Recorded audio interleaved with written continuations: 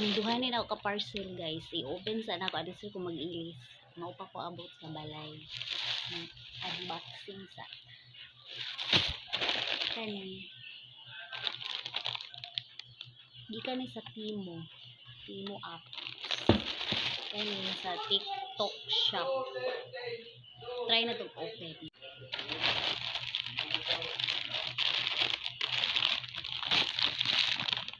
Nag-vlog ka ma?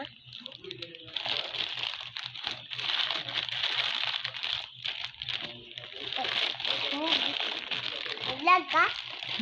Tanawa guys, mukan kaya akong anak. Matana pa jud kung nag-vlog bako. Grabe jud yung bata.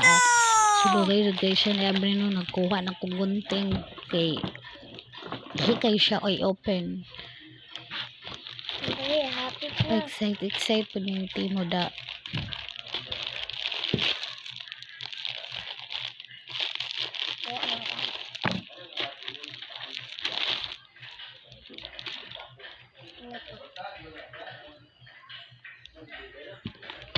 Tadan, mauni siya ang nakuha.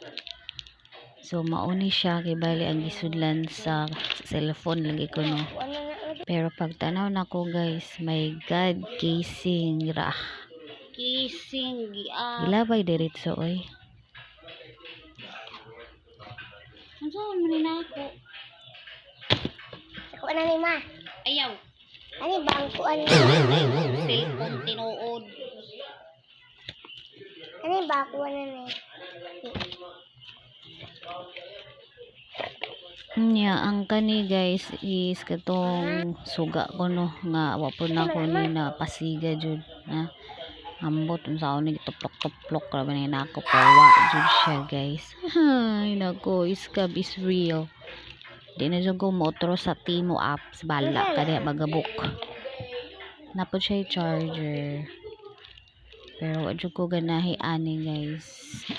So, dahil na patas ikaduha sa TikTok ni siya guys. Pero kabalo na ako ani guys.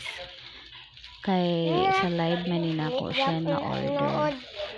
So, jumper ni siya nga arang kasiksi po. Diyos ko kung suoton diri ambot na lang. Tadan! Cute siya guys. Pero sexy rin kayo siya suoton. Siguro suoton ni na ako kuan dili. Haha! So, mara to guys.